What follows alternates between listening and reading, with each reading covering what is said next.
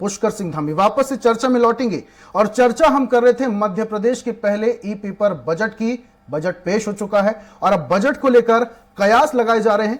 हमारे साथ तमाम मेहमान भी मौजूद थे और सौरभ जी को मैं चर्चा के बीच में छोड़ के गया था और सौरभ जी से ही मैं शुरुआत करता हूं। सौरभ जी, आपने व्यापारियों की बात की, आपने आधी आबादी महिलाओं की बात की, अब बेरोजगारी की भी बात कर लेते हैं।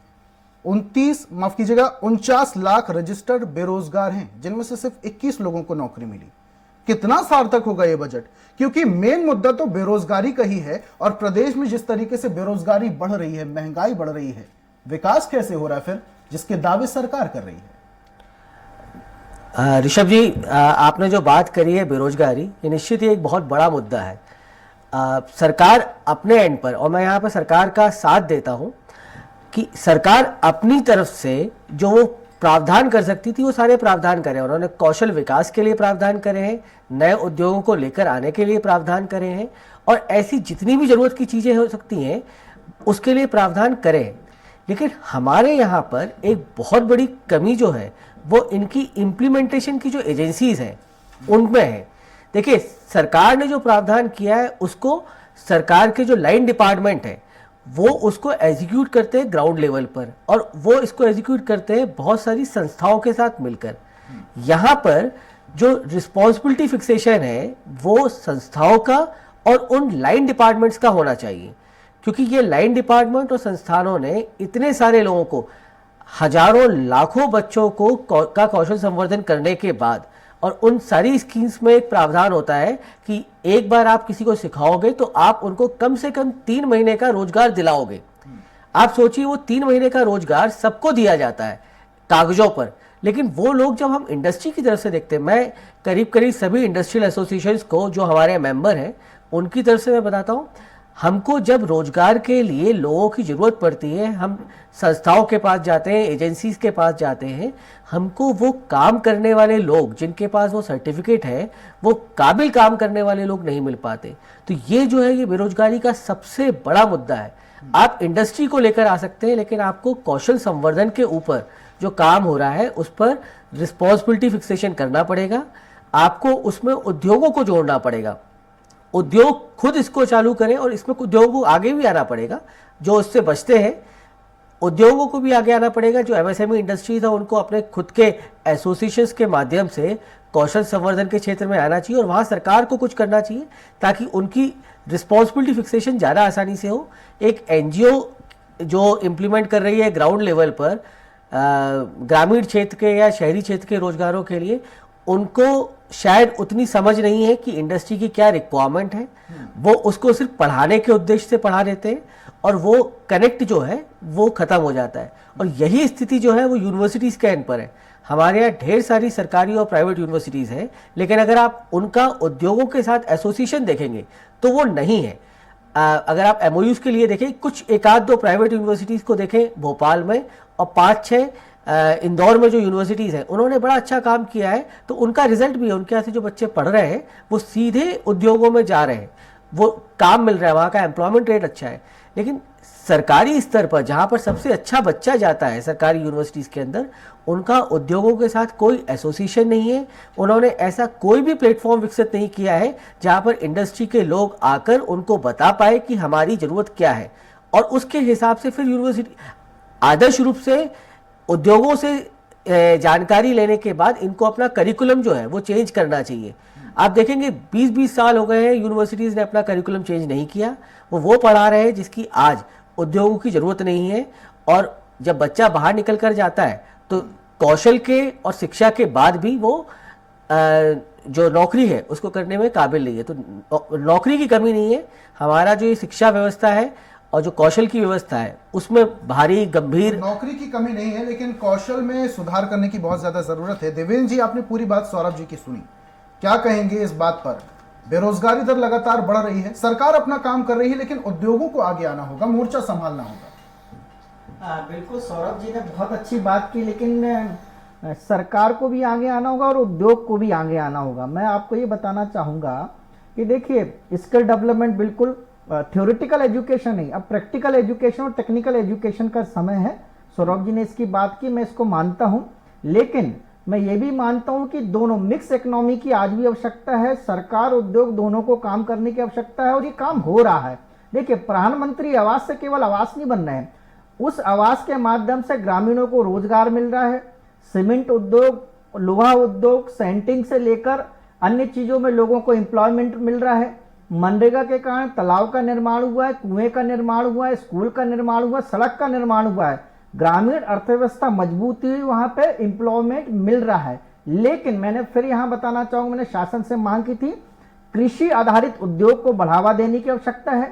जिस क्षेत्र में ज्यादा प्रोडक्शन हो रहा है, जैसे फॉर एग्जांपल मैंने आपको बताया कि पाटन में मटर बहुत अच्छा होता है, वो मटर की कीमत एक समय 5 रुपए होती है, एक समय 100 रुपए होती है। जब 5 रुपए उस मटर की कीमत होती है तो किसान को खेत में ही मटर उसको खत्म करना पड़ता है। क्या वहां उद्योग नहीं आ सकता है? क्या उसकी प्रोसेसिंग नहीं हो सकती? क्या वो विदेश में नहीं आ सकता? जिला स्तर पर निर्यात केंद्र होने चाहिए, सेक्टर स्तर पे, क्लस्टर स्तर पे निर्यात केंद्र होने चाहिए। जैसे अब लहसुन की स्थिति देखिए, अभी एक आंकड़ा आया था कि 10 से 15 रुपए किलो लहसुन बिका, उन्होंने वहीं पे उसको खत्म कर दिया। वही लहसुन 150 रुपए जाता है, 80 रुपए जाता है, वही लहसुन 5 रुपए जाता है। निश्चित रूप से मनरेगा हो, पीएमएस हो, स्वयं सहायता समूह के माध्यम से एम्प्लॉयमेंट क्रिएट हो रहा है, वो बढ़ रहे हैं। एजुकेशन सेक्टर में एम्प्लॉयमेंट कम है, टूरिज्म सेक्टर में मध्य प्रदेश में एम्प्लॉयमेंट बढ़ रहा है। जैसे हमारे मित्र सौरभ जी ने बात की थी, कैपिटल इन्वेस्टमेंट है। देखिए, सरकार पूंजी लगा रही है, उस पूंजी का आउटपुट मिलेगा। अभी फॉर एग्जांपल देखिए, उज्जैन का विकास हुआ, पूरे देश ने विदेश से पर्यटक उज्जैन में आ रहे हैं। अगर आप भोपाल से उज्जैन तक जाएंगे, देखिए ढाबे बन रहे हैं, है ना, मॉल बन रहे हैं, उस तरफ मॉल, छोटे छोटे मॉल भी बन रहे हैं, लोग क्रय कर रहे हैं, क्रय विक्रय से रोजगार मिल रहा है, तो डेवलपमेंट हो रहा है। निश्चित रूप से महंगाई, एम्प्लॉयमेंट एक विषय है, लेकिन इतना बड़ा इशू नहीं है। महंगाई से आप अभी भी देखिए, पूरे प्रदेश में हाहाकार नहीं हो रहा है, कोई सोसाइटी ऐसा नहीं हो रहा है, कोई बहुत बड़ा जन आंदोलन नहीं हो रहा है कि महंगाई के कारण मध्य प्रदेश में एक जन आंदोलन हो रहा हो। यहां मैं एक चीज और मध्य प्रदेश के संदर्भ में बताना चाहूंगा, व्यापारियों को दो एक बड़ी समस्या। एक तो जीएसटी को इतना हार्ड कर दिया है कि व्यापारी पूरे समय जीएसटी में ही फंसा रहता है, उसको थोड़ा सॉफ्ट करने की आवश्यकता है। टैक्स की जो पॉलिसी उसको ऐसा बनाइए कि एक व्यापारी खुद उसको कर सके, उसको टैक्स के बारे में नॉलेज हो, ऑनलाइन वो उसको खुद कर सके। दूसरा, जो ऑनलाइन ट्रेडिंग हो रही है, जो अलीबाबा हो या फ्लिपकार्ट जैसे कंपनियां सीधा 50% मार्जिन ले रही, कंपनी से माल उठाती हैं और अंतिम व्यक्ति को दे देती, पूरा पैसा अपने पास रख रही। देखिए, एक कंप्यूटर की दुकान खोलने वाला व्यक्ति दुकान सुबह से शाम खोलता है, 2 व्यक्ति को रखता है, उनको रोजगार देता है, मुश्किल से 10%, 2%, 5% उसको रहता है, उसको जीएसटी भी देना है, उसको दुकान का किराया भी देना है, अन्य चीज भी देना है। लेकिन ये जो कंपनी सीधा माल अंतिम व्यक्ति को दे रही है, टैक्स भी नहीं दे रही है, वो छोटे उद्योग खत्म हो रहे हैं। इसलिए सरकार को इन उद्योग की तरफ देखने की आवश्यकता है। देखिए, मल्टीनेशनल कंपनियां फॉरेन डायरेक्ट इन्वेस्ट के माध्यम से मध्य प्रदेश में खुदरा क्षेत्र में जो कंपनियां आ रही है, इससे छोटे दुकानदारों को दिक्कत हो रही है, उनको सेव करने की आवश्यकता है। एक तरफ हम स्वयं सहायता समूह को मजबूत कर रहे हैं, उनको खड़ा कर रहे हैं, लेकिन दूसरी तरफ एफडीआई के माध्यम से तो बड़ा निवेश आ रहा है, बड़ा उद्योग आ रहा है, कहीं समूह के प्रोडक्ट को दिक्कत ना खड़ी करने, इस बात की भी हमको चिंता करने की आवश्यकता है। देखिए, पूरा भारत युवा भारत हो रहा है, मध्य प्रदेश युवा हो रहा है, इस युवा के पास शक्ति, ये ह्यूमन कैपिटल है, ये ह्यूमन रिसोर्स है। अगर आपने इसको स्किल दे दी तो ये सही दिशा में जाएगा। नहीं तो मैं आपको एक आंकड़ा देता हूं, मध्य प्रदेश के अंदर शराब की बिक्री डबल हो गई है इस वर्ष। अभी सरकार के आंकड़ा, 1 वर्ष में शराब की बिक्री डबल हो गई है। मैं जबलपुर और भोपाल की कई मैंने दुकानें, मॉर्निंग टू इवनिंग, सुबह 6 बजे से 1 बजे रात को मैं कई बार ऐसी स्थिति देखता हूं, युवा वहां जा रहा है। और इतना ही नहीं, उमरिया की स्थिति है, 400 गुना हो गई है शराब की बिक्री। ये कौन कर रहा है? एक तरफ देखिए, सरकार की मजबूरी है, सरकार को मैक्सिमम इनकम शराब से मिल रही है, पूरी तरीके से बंद नहीं कर सकती है, लेकिन इस शराब से क्या हो रहा है ये भी हमको चिंता करने की आवश्यकता है। क्या जिस युवा को रोजगार नहीं मिल पा रहा, जो परेशान है, इस ओर तो नहीं जा रहा है, ये भी हमको चिंता करने की बात। इसलिए सरकार के सामने दोनों चीजें, सरकार को जनता को भी खुश रखना है और सरकार को जो वित्तीय घाटा है उसको भी कम करें, दोनों चीज उनके सामने एक चुनौती है। लेकिन फिर भी मुझे लगता है ये बजट सरकार ने सबका साथ सबका विकास मैनेज करना भी सरकार के लिए कई बार कठिन हो जाता है। जीएसटी की आप बात कर रहे थे, आप कह रहे थे कि व्यापारी जीएसटी में उलझ के रह जाता है, दिन भर परेशान रहता है जीएसटी में, उसको थोड़ा सा सॉफ्ट करने की जरूरत है। मैं आपसे पेट्रोल के बारे में बात करना चाहूंगा। पेट्रोल प्रति रुपए, अगर प्रति लीटर 1 रुपए भी ऊपर नीचे होता है तो ऐसी कोई भी चीज नहीं है जो उससे प्रभावित ना होती हो। क्या पेट्रोल को जीएसटी में लाने की जरूरत है? देखिए बिल्कुल ठीक आप बोल रहे हैं, मैं आपकी बात से सहमत हूँ। पेट्रोल और डीजल और गैस है ना, ये विश्व अर्थव्यवस्था के आधार पे चलता है। आज आप देखिए डॉलर की कीमत 82 हो गई है ना, वो जो 79 पे था 80 पर 82 हो गई है। हमारी अर्थव्यवस्था भी कहीं ना कहीं इंटरनेशनल मार्केट के आधार पे, अभी आप देखिए श्रीलंका की क्या स्थिति है, अभी आप देखिए पाकिस्तान की क्या स्थिति है, अमेरिका की अर्थव्यवस्था भी 19-20 हो रही है। अमेरिका के राष्ट्रपति ने कहा है अमेरिकन फर्स्ट। अमेरिका की जो इंडस्ट्रीज है उसको 27% टैक्स अमेरिका को मिलता है। वो इंडस्ट्रीज जो अमेरिका के बाहर काम करती है वो सीधा टैक्स देती है। चीन की आर्थिक स्थिति को नुकसान हो रहा है। देखिए इस सरकार ने, माननीय मोदी जी ने बहुत अच्छा काम किया है। ये जो हमारा जो इंपोर्ट था, हम निर्यात नहीं कर पा रहे थे, उससे हमको वित्तीय घाटा हो रहा था। लेकिन पिछले 2 वर्षों में जो चीन का प्रोडक्ट भारत के मार्केट में आ गया तो उसको रोका गया है।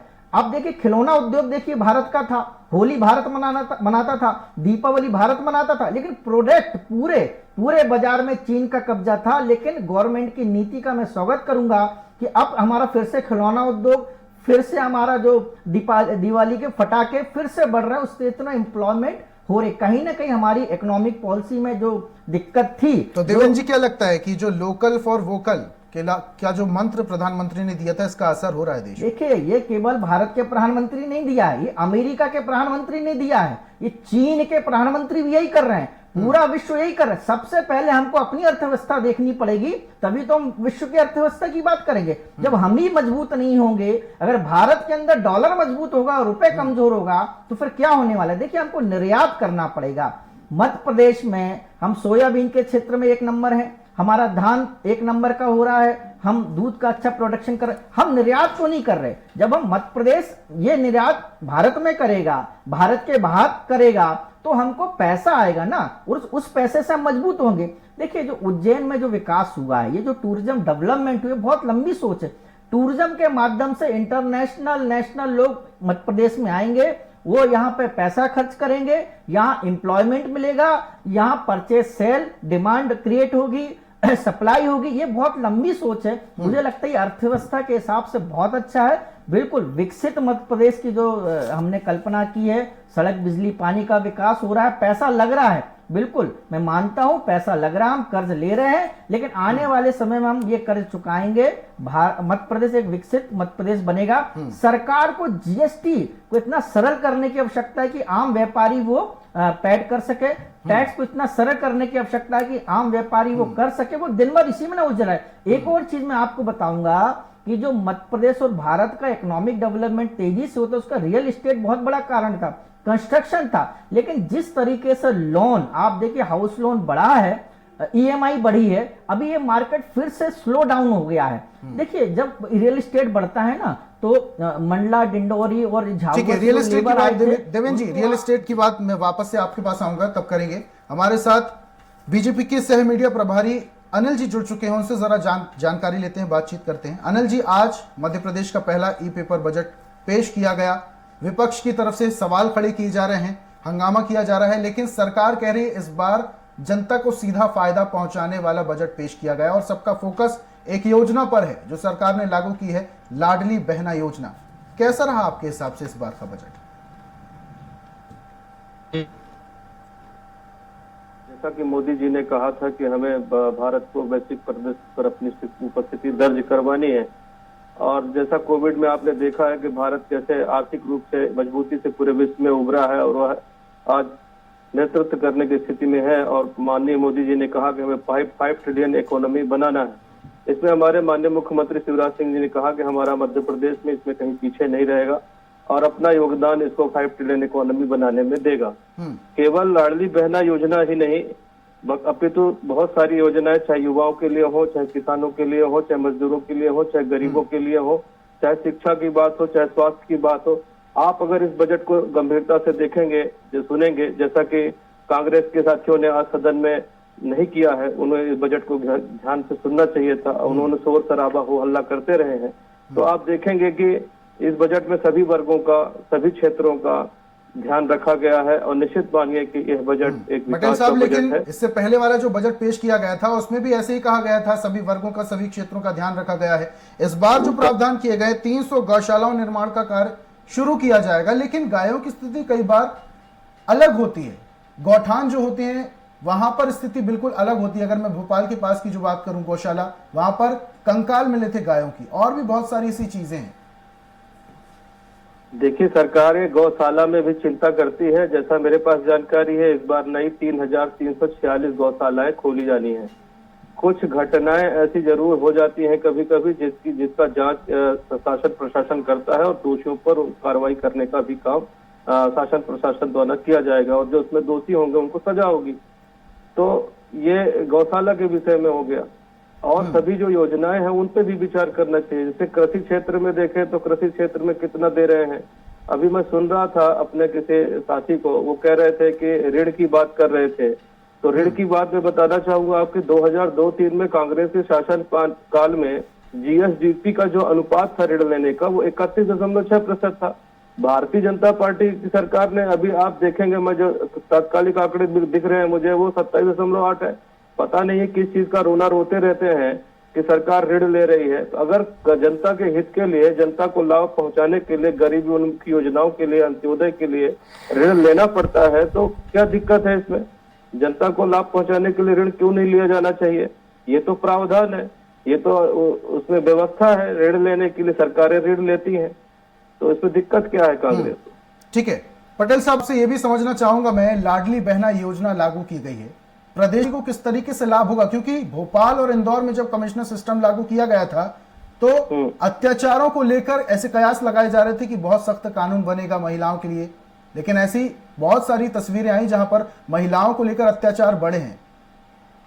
देखिए, पहले तो अपन लाडली लक्ष्मी योजना की बात कर ले। लाडली लक्ष्मी योजना में प्रत्येक महिला को, जिसकी आय जो है, एक यूनिट की आय, अगर वो इनकम टैक्स पे नहीं है, 2.5 लाख से कम है या 5 एकड़ से कम उनकी है, तो उसमें वो व्यवस्था करी गई है कि 1000 रुपया प्रति माह हम देने का काम अपने लाड़ी बहना को, जो विवाहित है, उनको देने का काम करेंगे। दूसरा आपने प्रश्न उठाया कि इसमें, दूसरा प्रश्न आपने याद दिलाया मुझे, दूसरा क्या प्रश्न था आपका? महिलाओं पर अत्याचार या ऐसा कुछ आप कह रहे थे। तो उसमें मैं आपको बताना चाहूंगा कि हमारी सरकार ने ऐसे सख्त कानून बनाए हैं कि मुझे जहां तक ध्यान में आता है 70-75 से अधिक लोगों को अगर पूरे देश में किसी राज्य ने फांसी देने का काम किया है तो मध्य प्रदेश की सरकार है। यहाँ महिलाएं सुरक्षित हैं। आप दिग्विजय सिंह जी का शासनकाल याद कर लीजिएगा, जब महिलाओं को सड़कों पे उतरना मुश्किल हो जाता था, और आज कितनी शांति है। ठीक है, ठीक है पटेल साहब, आऊंगा आपके पास वापस से। कांग्रेस प्रवक्ता शहरयार खान हमारे साथ जुड़ चुके हैं। खान साहब, इस बार का बजट पेश किया गया, क्या उम्मीदें हैं बजट से?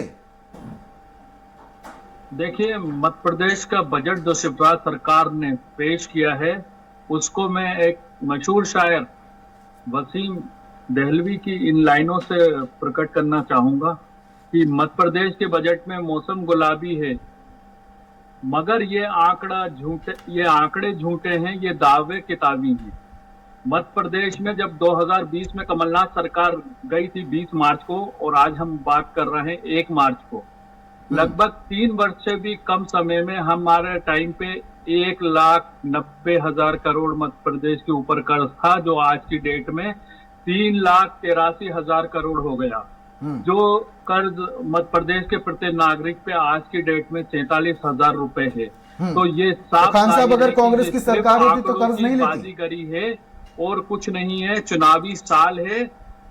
मामा को तो बोला ही घोषणा वीर जाता है, तो ये घोषणाएं जो लगभग 30,000 आज से पहले की गई थी, उसमें लगभग ये 1,000-1,500 घोषणाएं और जुड़ी होंगी। तो ये मध्य प्रदेश की जनता जानती है कि ये मामा के आंकड़े किताबी हैं, और मध्य प्रदेश में उनकी आंखों से, भाजपा की आंखों से मौसम गुलाबी है। लेकिन इसके विपरीत मध्य प्रदेश में किसान की हालत बुरी है, मध्य प्रदेश में महिलाओं पे अत्याचार बढ़े हैं, मध्य प्रदेश में आर्थिक प्रगति रुकी हुई है, मध्य प्रदेश में युवा बेरोजगारी की तरफ बढ़ रहे हैं। तो ये आंकड़े जो सच्चे हैं वो ये सरकार छुपा रही है।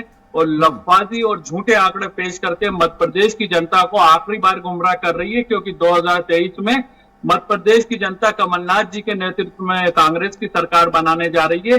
इन्होंने आज एक बड़े शोर से इनके हर पार्टी के नेता और सदन में हमारे वित्त मंत्री ने बोला कि लाडली बहना योजना में 7,000 करोड़ हम लोगों ने इसमें रखे हैं, और हर महिला के जो पात्र होगी, हर महिला नहीं पात्र होगी, इसमें भी एक राइडर है, छुपा हुआ एजेंडा है जो पात्र होगी उसमें। अब जैसे पहले इन्होंने बिजली के बिलों में लाल पीले नीले कार्ड करे थे, ऐसे ही पात्रता में महिलाओं को भी बांटेंगे। लेकिन आज कमलनाथ जी ने एक प्रेस वार्ता में मध्य प्रदेश की उन बहनों के लिए शानदार तरीके से 1500 रुपए महिला के खाते में देने की बात करी। तो ये मामा पे ना भरोसा करके मध्य प्रदेश की जनता 23 में कमलनाथ जी पे लेकिन इस योजना में भरोसा करने जा रही है। अब ये कुछ भी चांद तारे तोड़ने की बातें कर दे, कुछ भी झूठे जुमले दे दे, लेकिन मध्य प्रदेश की जनता इनके चाल चरित चेहरे को पहचान चुकी है पिछले 19 साल में। अब इनके हाथ कुछ नहीं आना, ना मध्य प्रदेश की जनता को इनसे कोई उम्मीद है। जी खान साहब, अगर उम्मीद नहीं थी तो उपचुनाव में फिर सबक क्यों नहीं सिखाया जनता ने? देखिए, आप भी जानते हैं कि जब जो सरकार के नेतृत्व में चुनाव होते हैं, उपचुनाव होते हैं, उसमें वहां की सरकार के फेवर में ही रिजल्ट इससे पहले भी आए, ये इतिहास बताता है। लेकिन जो जनसेवक बड़े वादे के हित में उतरे थे, तो उनके चंबल ग्वालियर संभाग में हमने विपरीत परिस्थितियों में भी 28 में से 9 सीटें जीत के ये बताया था कि चंबल संभाग के शुभ नेता नहीं है। मध्य प्रदेश की जनता जरूर सरकार के प्रोपेगेंडा में उनके आई है, लेकिन मध्य प्रदेश की जनता वो 15 महीने की कमलनाथ सरकार पे ही विश्वास करती है। हम लोगों ने 15 महीने में लगभग 400 अपने वचन पत्र के बिंदुओं को पूरा करा था, तो हमारी नीति और नियत साफ थी। 100 रुपए में हर समाज के लोग के लिए बिजली के बिल में दिया था, जो आज 8 से 10,000 रुपए बिजली के बिल आ रहे हैं, वो उस टाइम पे 100 रुपए था, और उससे ज्यादा खपत पर वो ज्यादा से ज्यादा 1,000 रुपए के अंदर था। लेकिन आज 10-10 हजार रुपए के बिल एक आम झुग्गीवासी, एक गरीब और गरीबी रेखा से नीचे रहने वाले खान साहब, अगर 15 महीने की सरकार में कांग्रेस ने इतना काम किया था, तो जो मुख्यमंत्री शिवराज सिंह चौहान सवालों की झड़ी ट्विटर के माध्यम से लगा रहे हैं, उनके आंसर क्यों नहीं देते? फिलहाल रुकेंगे एक ब्रेक के लिए, वापस चर्चा में शामिल होंगे। रुकते हैं एक ब्रेक के लिए।